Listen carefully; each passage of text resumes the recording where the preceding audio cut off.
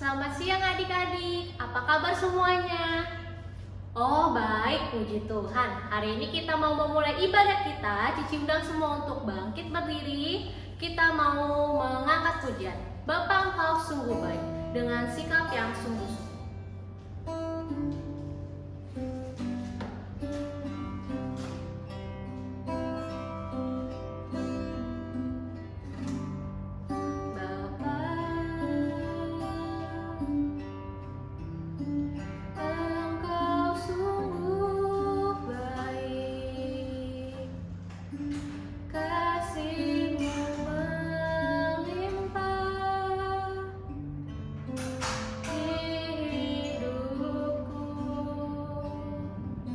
Bapakku berterima kasih.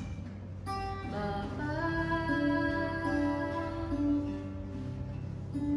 ku berterima kasih. Berkat-Mu hari ini yang Kau sediakan bagiku. Ku naikkan syukur.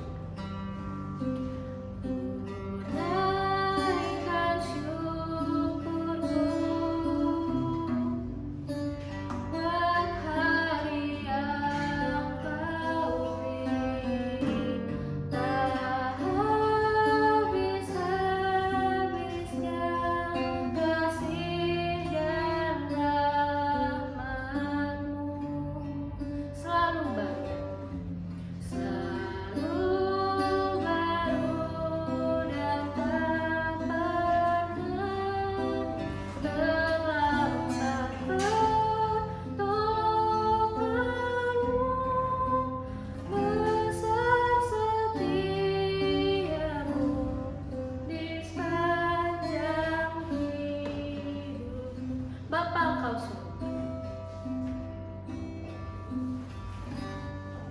Bapa, Engkau sungguh baik. Kasih-Mu melimpah di hidupku.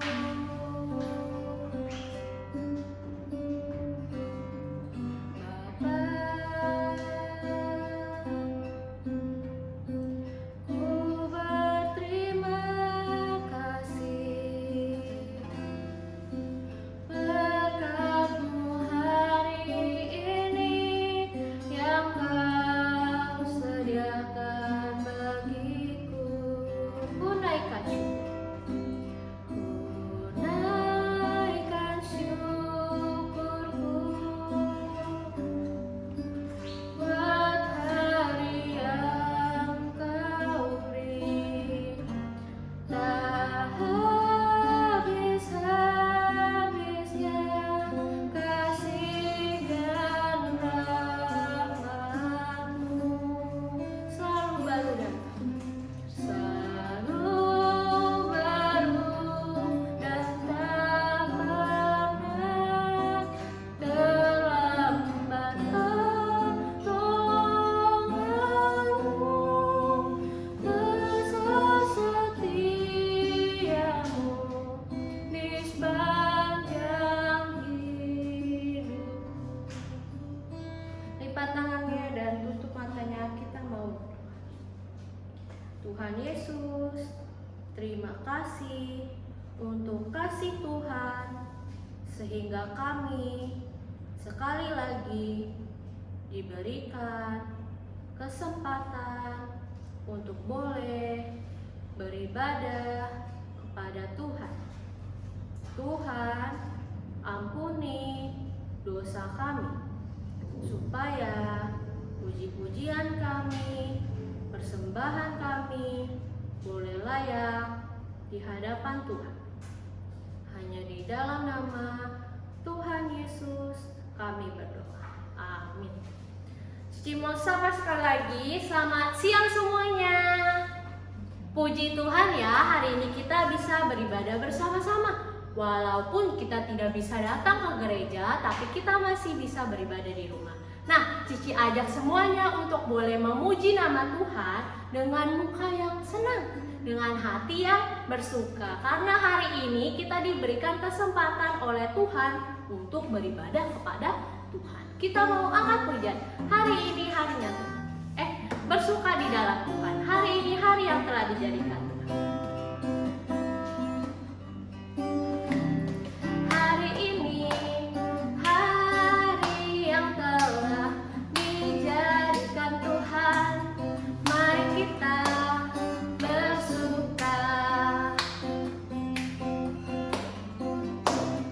Hari ini hari yang telah dijadikan Tuhan. Mari kita bersuka di dalam Tuhan. Bersuka di dalam Tuhan. Bersuka, bersuka, bersuka dalam Tuhan. Mari bersuka, bersuka citalah. Bersuka, bersuka dalam Tuhan. Sekarang bersuka, bersuka cita. Hari ini hari yang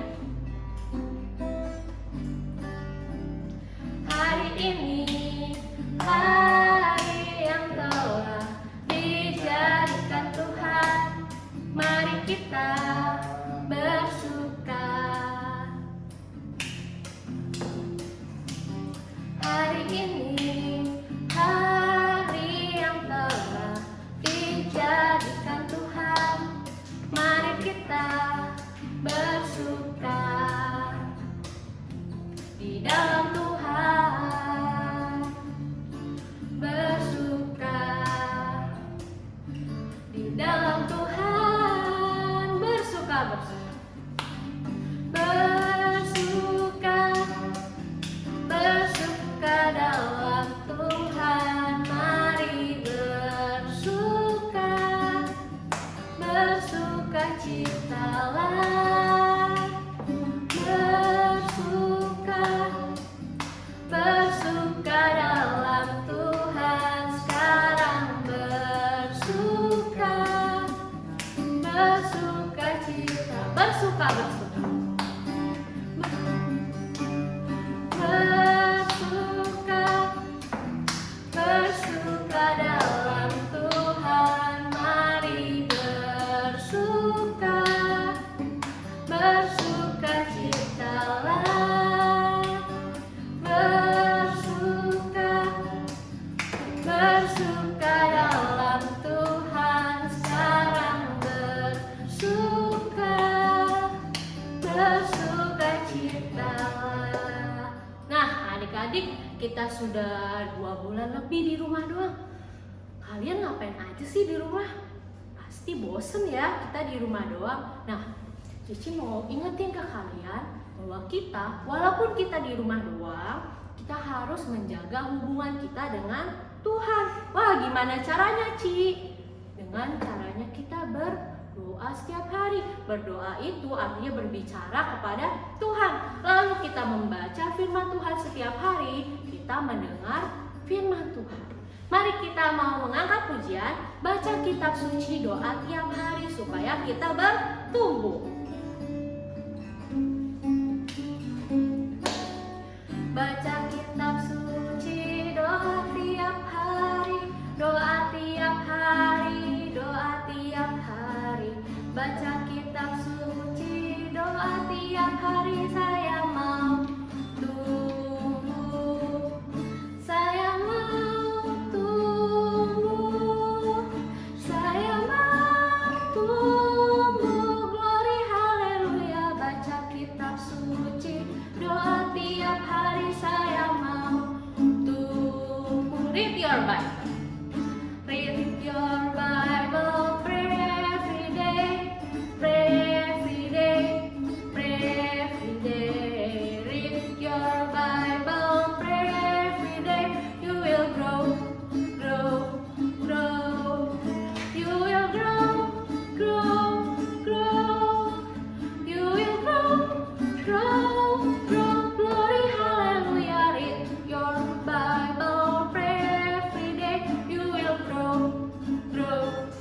baca kitab suci. Baca kitab suci, doa tiap hari, doa tiap hari, doa tiap hari. Baca kitab suci, doa tiap hari. Saya mau tumbuh, saya mau tumbuh, saya mau tumbuh. Glory haleluya. Baca kitab suci, doa tiap hari. Saya mau tumbuh. Nah, sekarang kita mau memberikan persembahan. Untuk adik-adik yang mau memberikan persembahan, boleh minta mama papa kalian tolong ya mama papa transferin ke rekening ini. Nah, kalau nggak bisa transfer gimana, Ci? Kalian boleh simpan uang persembahan kalian ke dalam amplop, lalu disimpan, dan nanti setelah kita beribadah bersama-sama di gereja lagi, baru kalian bawa dan masukkan ke kantong persembahan. Nah, kita mau mengangkat pujian, tanganku kerja buat Tuhan.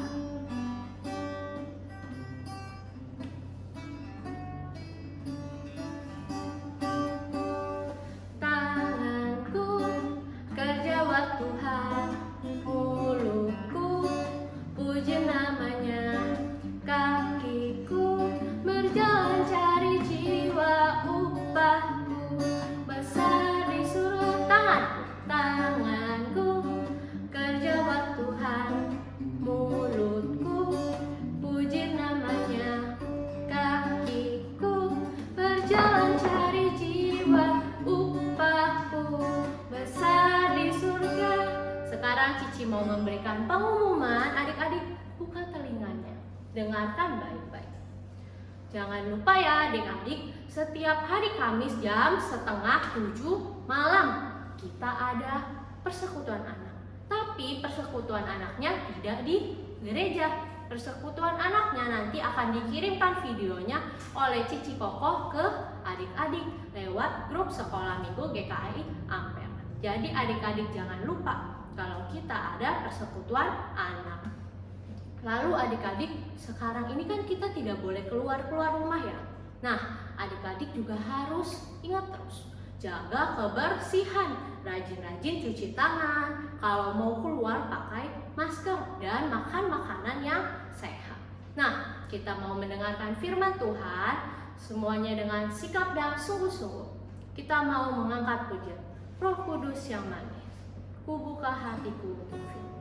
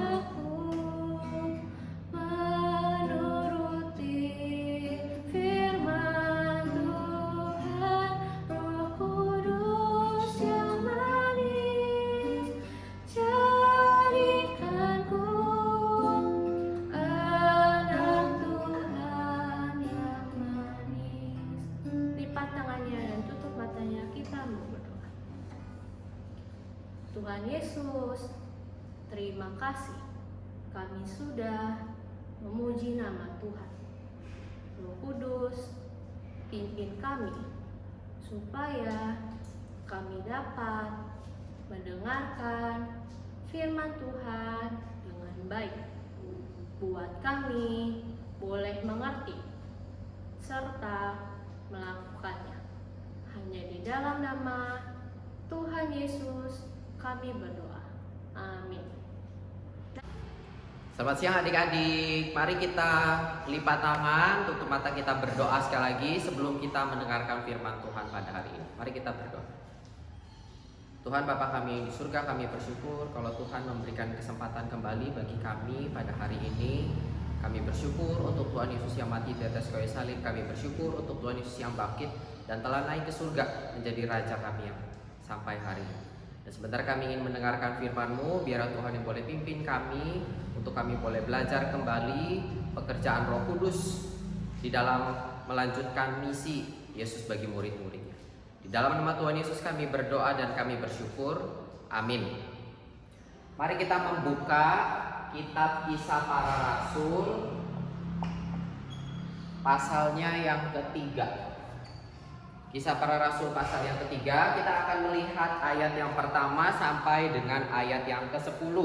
Sekali lagi, Kisah Rasul pasal ketiga, ayat pertama sampai ayat yang 10. Ya, mari kita membaca bersama-sama. Sudah buka semuanya ya, buka Alkitabnya. Kisah Para Rasul pasal yang ketiga, ayat ke-1 sampai ke-10. Koko baca ayat pertama, adik-adik juga di rumah ikut membaca ayat yang pertama. Mari kita baca. Pada suatu hari menjelang waktu sembahyang, yaitu pukul 3 petang, naiklah Petrus dan Yohanes ke bait Allah. Ya, ini kisahnya adalah setelah Roh Kudus turun, ya, murid-murid berjalan berdua-dua, dan pada waktu itu adalah Petrus dan Yohanes, ya, jam 3 sore mereka naik ke bait Allah untuk beribadah. Ada siapa aja? Petrus dan Yohanes. Petrus dan Yohanes. Kita melihat apa yang mereka lakukan di ayat kedua. Mari kita membaca ayat yang kedua. Di situ ada seorang laki-laki, ya, ada seorang laki-laki kemudian lumpuh sejak lahirnya sehingga ia harus diusung. Tiap-tiap hari orang itu diletakkan dekat pintu gerbang bait Allah yang bernama Gerbang Indah untuk meminta sedekah kepada orang yang masuk ke dalam bait Allah. Jadi Yohanes dan Petrus mau sembahyang ke bait Allah, dan di bait Allah, ya, dikatakan di depan pintu gerbangnya dikatakan namanya pintu Gerbang Indah. Di depan pintu Gerbang Indah, ya, tiap-tiap hari ada seorang yang lumpuh. Lumpuh tahu ya, lumpuh, gak bisa berdiri, tidak bisa berjalan. Tapi lumpuhnya bukan waktu sudah besar kemudian dia lumpuh, enggak. Ternyata Alkitab katakan, coba kita lihat lagi di ayat 2, yang lumpuh sejak lahir. Kalau sejak lahir lumpuh berarti pernah jalan enggak? Enggak pernah, ya. Pasti kakinya kecil, ya, karena tidak ada ototnya, tidak pernah berdiri, tidak pernah berjalan, ya. Jadi kasihan sekali, ya, dia lumpuh dari kecil, lumpuh dari kecil dikatakan, ya. Nah, di dalam agama Yahudi, tradisi Yahudi pada waktu itu, mereka percaya, ya, bahwa yang namanya orang lumpuh ini berkaitan dengan yang namanya dosa. Apa? Dosa. Jadi orang Yahudi waktu lihat tuh orang lumpuh, lihat tuh orang lumpuh, ya. Orang lumpuh pasti karena dosanya besar, makanya Tuhan kutuk dia jadi lumpuh, ya. Kalau bukan tapi kan dia dari kecil, dari lahir, ya, bukan waktu sudah besar kemudian dia buat jahat kemudian lumpuh, tidak, ternyata dari kecil. Oh, maka orang Yahudi bilang itu karena orang tuanya yang punya dosa yang besar sehingga Tuhan kutuk anaknya menjadi lumpuh, ya. Ingat, dia tiap-tiap hari duduk meminta di depan Gerbang Indah. Wah, namanya Gerbang Indah. Ini adalah salah satu gerbang di bait suci, ya, yang megah, yang indah, ya pasti banyak orang lalu lalang waktu orang mau sembahyang jalan ke bait Allah, ya, lewat, oh ada dia, ya, pulang dari bait Allah lewat lagi, oh masih ada dia, tiap-tiap hari minta orang bawa di depan gerbang indah, ya. Ini pasti satu penglihatan yang mencolok, ya. Di satu gerbang yang indah ada orang lumpuh, ya, yang miskin, yang tukang minta-minta, yang pasti kotor, yang bau, yang di pinggir, ya, waktu orang keluar bait suci mungkin kasih uang sama dia, waktu pulang lagi mungkin ada orang yang kasih sedekah kepada dia, ya, sehingga orang yang lewat pasti tahu, oh nih gerbangnya meskipun indah tetapi ada orang lumpuh yang tidak indah, ya. Ini satu kontras yang Lukas, ya, penulis kisah para rasul memberikan kepada kita satu kontras, ya, ada gerbang yang indah, ada orang lumpuh yang tidak indah, ya. Kemudian tiap-tiap hari dia di depan gerbang indah, ya, dia lumpuh, orang pikir pasti dia karena dosa, ya. Dia lumpuh, orang pikir pasti orang tuanya berdosa, ya. Ini yang terjadi kepada orang lumpuh. Kita lanjut ke ayat yang ketiga. Mari kita membaca ayat yang ketiga, Kisah Para Rasul 3 ayat ketiga. Ketika orang itu melihat bahwa Petrus dan Yohanes hendak masuk ke bait Allah, ia meminta sedekah. Ya, waktu dia lihat, ya, pengemis udah lihat-lihat, ya, mana nih mukanya kira-kira yang mau kasih kepada saya, ya, lihat, oh ada Petrus sama Yohanes lagi jalan mau masuk ke bait Allah, dia langsung meminta kepada Petrus dan Yohanes. Kita membaca ayat keempat. Mereka menatap dia, wah, ya, mereka menatap dia, Petrus dan Yohanes lihat orang lumpuh ini. Kemudian Petrus berkata apa di ayat keempat? Petrus berkata, lihatlah kepada kami. Wah, ya, jadi sekarang orang lumpuh tadi cuma duduk, ini minta, Tuhan minta. Sekarang Petrus dan Yohanes lihat kepada mereka, lihat kepada dia, ya. Kemudian Petrus berkata, lihat kepada kami. Sekarang orang lumpuh itu lihat, wah, lihat, ya. Dia pikir, wah, waktu nengok dapat uang yang banyak, ya. Dia pikir, lihat kepada kami. Wah, dia pikir Petrus dan Yohanes, wah, kasih uang yang banyak. Ternyata kita membaca di ayat kelima. Kita membaca bersama-sama ayat kelima.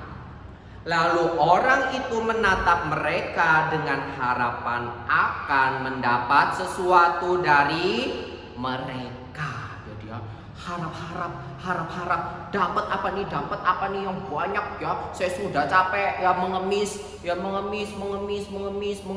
Wah, sekarang ada orang lihat kepada kami. Wah, dia sangat berharap semoga dapat uang yang banyak, ya. Tetapi apa yang Petrus katakan di ayat yang ke-6?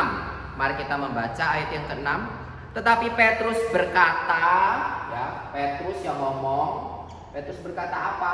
Emas dan perak aku tidak punya, ya. Kalau kamu nengok kepada saya, mau minta emas, mau minta perak, saya nggak punya, ya. Petrus bilang, ayat 6. Emas dan perak tidak ada padaku, tetapi yang aku punya. Wah, Petrus bilang, saya nggak punya emas, saya nggak punya perak. Terus apa yang kamu punya? Kalau nggak punya uang, nggak punya emas, nggak punya perak, terus apa yang kamu punya? Ya, Petrus berkata di ayat 6 apa? Tetapi apa yang kupunyai kuberikan kepadamu. Wah, ya, orang miskin, orang lumpuh ini pikir, ayo Tuhan, apapun yang kamu ada, receh-receh nggak apa-apa, kasih uang kepada saya, ya. Atau misalnya makanan, kasih kepada saya, ya. Petrus bilang, saya nggak punya emas, saya nggak punya perak, tetapi yang saya punya akan saya kasih kepadamu. Petrus punya apa sih? Mari kita lihat di ayat yang ke-6. Petrus berkata apa? Tetapi apa yang kupunyai kuberikan kepadamu. Petrus berkata, demi nama Yesus Kristus, orang Nazaret itu, berjalanlah. Petrus berkata, demi nama Yesus, ya, Yesus banyak. Yesus siapa? Petrus berkata, Yesus Kristus. Yesus Kristus orang Nazaret. Berarti siapa? Oh, Yesus Kristus orang Nazaret. Itu Yesus yang kemarin disalib. Ya, orang pasti tahu. Ya, peristiwa penyaliban Yesus gempar di seluruh Yerusalem. Petrus berkata, demi nama Yesus Kristus orang Nazaret itu, Petrus bilang apa? Berjalanlah. Wah, orang lumpuh ini nggak pikir, saya aja nggak bisa berdiri. Gimana caranya supaya jalan? Berdiri aja saya lumpuh, Tuhan. Ya, tetapi Petrus berkata apa? Demi nama Tuhan Yesus yang aku punya. Emas nggak ada, perak nggak ada, tapi aku punya Yesus. Demi nama Yesus berjalan. Ya. Ayat ke-7 kita membaca. Lalu ia memegang tangan kanan orang itu dan membantu dia berdiri. Seketika itu juga kuatlah kaki dan mata kaki orang itu. Ini namanya mujizat. Ya. Kenapa ini kita sebut mujizat? Karena Alkitab tulis seketika itu. Apa? Seketika orang yang tidak pernah berdiri, ya, mungkin kalau kita bantu dia pakai tangan, ayo berdiri pelan-pelan, jalan pelan-pelan, jalan pelan-pelan, ya. Tetapi Alkitab catat apa? Seketika itu juga. Waktu Petrus bantu dia berdiri, seketika berarti langsung dia berdiri dan berjalan. Ini mujizat, ya. Ia memegang tangan kanan orang itu, seketika itu juga kuatlah kakinya dan ia sekarang bisa berdiri dan berjalan. Kita membaca ayat ke-8. Ia melonjak berdiri lalu berjalan kian kemari dan mengikuti mereka ke dalam bait Allah, berjalan dan melompat-lompat serta memuji Allah. Wah, sekarang bukan cuman berdiri, bukan cuman berjalan, sekarang melompat. Waduh, ya, ini benar-benar mujizat, ya. Dari kecil lahir lumpuh, tidak pernah berdiri, tidak pernah berjalan, apalagi loncat. Sekarang dia bisa berdiri, bisa berjalan, bisa melompat-lompat. Ya, dia lompat-lompat ikut Petrus dan Yohanes masuk ke dalam bait Allah sambil memuji Allah. Dia bersyukur sekali, ya. Dia tidak butuh emas, dia tidak butuh perak, tapi yang dia butuh adalah Yesus Kristus. Maka Petrus bilang, aku punya Yesus Kristus, aku berikan kepadamu. Kita baca ayat yang ke-9. Seluruh rakyat itu melihat dia berjalan sambil memuji Allah. Ayat 10. Lalu mereka mengenal dia. Oh, orang kenal. Karena apa? Di gerbang indah ada orang lumpuh yang tidak indah. Orang kenal. Oh, ini tukang lumpuh yang biasa minta-minta di depan itu loh. Ya, sekarang dia bisa jalan. Tidak mungkin. Gimana caranya? Coba lihat kakinya, lihat kakinya, lihat kakinya. Benar bisa jalan. Wah, ya. Gimana caranya? Orang yang lumpuh dari kecil sekarang bisa berdiri, berjalan sambil meloncat-loncat sambil memuji Allah. Ini namanya mujizat Tuhan. Ya, ayat ke-10. Mereka mengenal dia sebagai orang yang biasanya duduk meminta sedekah di gerbang indah bait Allah, sehingga mereka takjub dan tercengang tentang apa yang terjadi kepadanya. Orang kaget sekali. Gimana caranya? Dia kan lumpuh sejak lahir. Bagaimana caranya orang yang lumpuh sejak lahir sekarang bisa berdiri, bisa berjalan, bisa melompat? Wah, ya. Ini pasti kabar tersebar, orang semua yang ke bait Allah kaget sekali. Ya. Ini adalah mujizat pertama yang dilakukan oleh para rasul. Ya, para rasul melakukan mujizat yang pertama. Sebelumnya Yesus yang selalu melakukan mujizat. Yesus membangkitkan orang lumpuh, Yesus mencelingkan mata orang buta, Yesus membangkitkan orang mati. Tapi sekarang murid-muridnya punya kuasa. Jadi Yesus Kristus memberikan kuasa. Ya, tadinya Yesus yang menyembuhkan orang, sekarang Petrus dan Yohanes, ya, di cerita ini Petrus punya kuasa yang mirip dengan kuasa Yesus dan bisa membangkitkan orang lumpuh. Wah, kita langsung ingat, ya, kalau yang kemarin baru hari Kamis, ya, lalu Kamis 2 minggu yang lalu kita mendengar cerita tentang Yesus yang naik ke atas surga. Ya, waktu Yesus naik ke atas surga, Yesus berkata apa? Kepadaku telah diberikan segala kuasa yang di langit, di surga maupun di bumi. Wah, Yesus memegang kendali baik surga maupun bumi. Yesus punya kuasa. Dan murid-murid diutus pergi, kabarkan Injil ke seluruh dunia. Ya, jangan takut. Kenapa? Karena aku menyertai kamu. Ya, berarti murid-murid punya kuasa yang mirip dengan kuasa Yesus, karena Yesus memberikan kuasanya kepada mereka untuk melakukan mujizat Tuhan, untuk melakukan mujizat. Mujizat itu adalah tanda. Nanti kita bahas. Jadi sekarang Petrus bisa menyembuhkan orang lumpuh. Ini bukan karena kuasa dia. Ya. Petrus bilang apa? Demi nama Petrus, murid Yesus Kristus, berdiri. Wah, tidak. Ya. Petrus dan Yohanes sadar kita berdua gak bisa apa-apa. Ya. Tetapi karena Yesus sudah mengutus kita, memberikan kuasa, maka Petrus berkata, demi nama Yesus Kristus orang Nazaret, berjalan. Sehingga orang lumpuh itu sekarang bisa berdiri, berjalan, bahkan melompat-lompat. Ini bukti bahwa mereka adalah utusan Kristus. Ini bukti bahwa mereka punya kuasa seperti kuasa daripada Yesus Kristus untuk menyembuhkan orang lumpuh. Ya, mari kita membuka Kolose 3. Pokok mengajak kita membuka satu ayat. Ya, Kolose 3 ayat yang ke-17. Kolose pasal yang ketiga ayat yang ke-17. Mari kita membacanya bersama-sama. Kolose 3 ayat ke-17. Dan segala sesuatu yang kamu lakukan dengan perkataan atau perbuatan, lakukanlah semuanya itu dalam nama Tuhan Yesus sambil mengucap syukur oleh Dia kepada Allah Bapa kita. Ya. Jadi apa yang Kolose katakan? Yang Paulus katakan kepada jemaat di Kolose, segala sesuatu yang kamu lakukan dengan perkataan atau perbuatan, lakukanlah semuanya itu demi nama Yesus, di dalam nama Yesus, seperti yang Petrus dan Yohanes lakukan. Yang Petrus ini seperti yang Petrus lakukan, demi nama Yesus berjalan. Ya, sekarang dia bisa berjalan.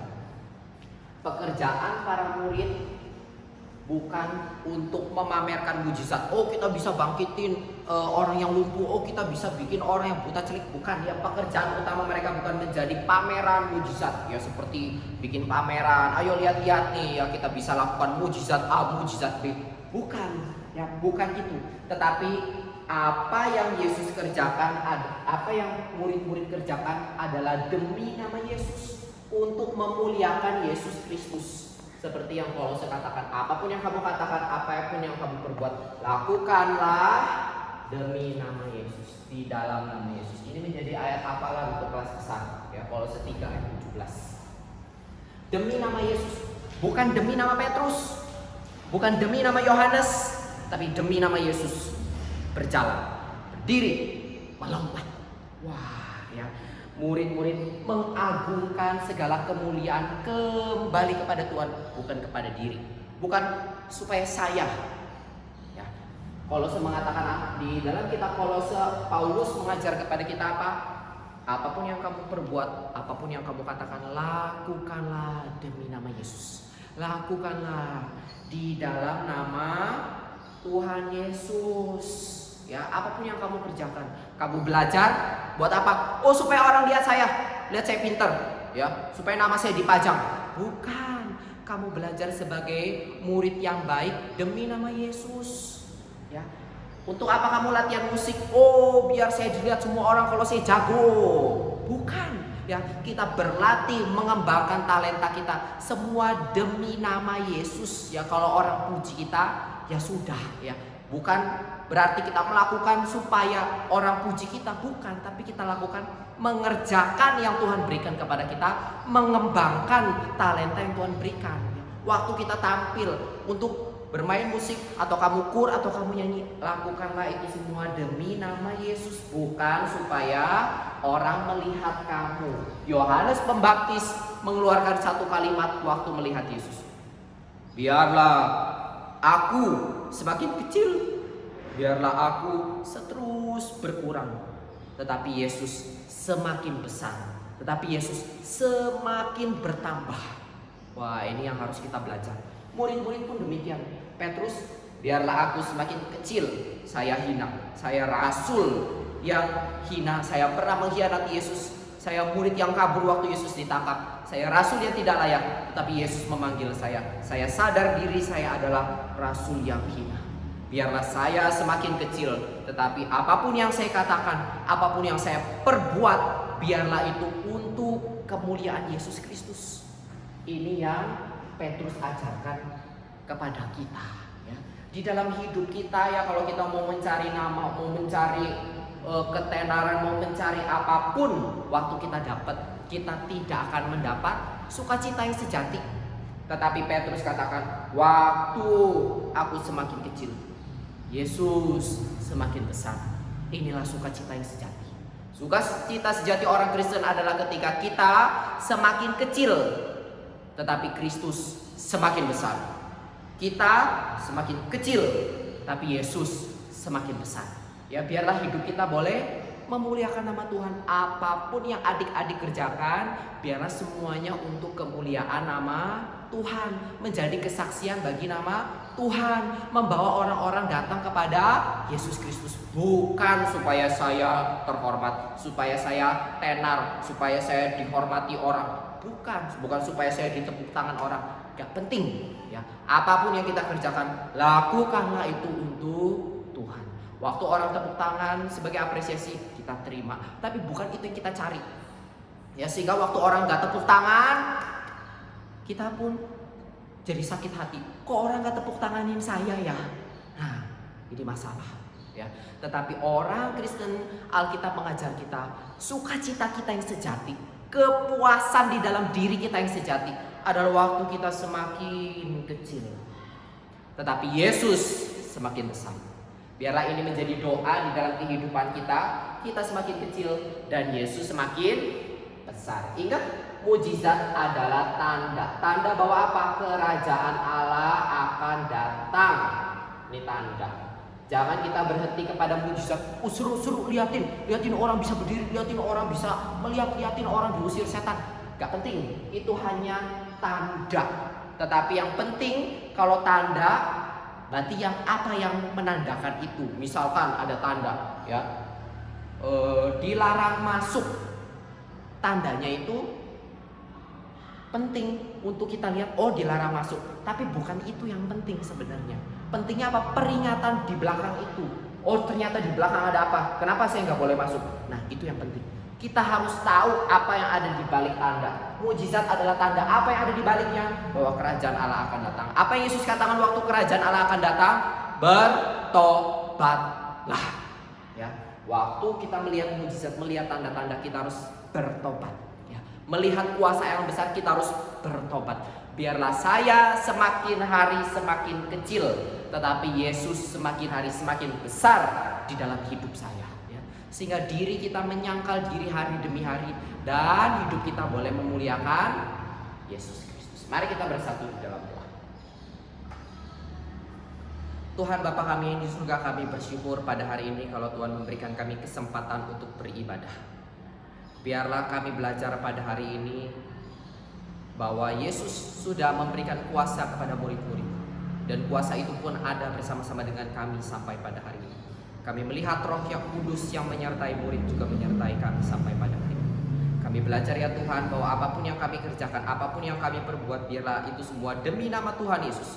Bukan demi nama diri kami, bukan demi kebanggaan diri kami, bukan demi saya dihormati orang, tetapi biarlah kami semakin kecil dan Kristus semakin besar. Biarlah hidup kami semakin hari boleh semakin memuliakan Tuhan. Pimpin dan sertai kami yang lemah ini. Di dalam nama Tuhan Yesus Kristus kami berdoa dan kami bersyukur. Amin. Selamat hari Minggu. Sampai kita bertemu di hari Kamis dan minggu depan. Tuhan Yesus memberkati.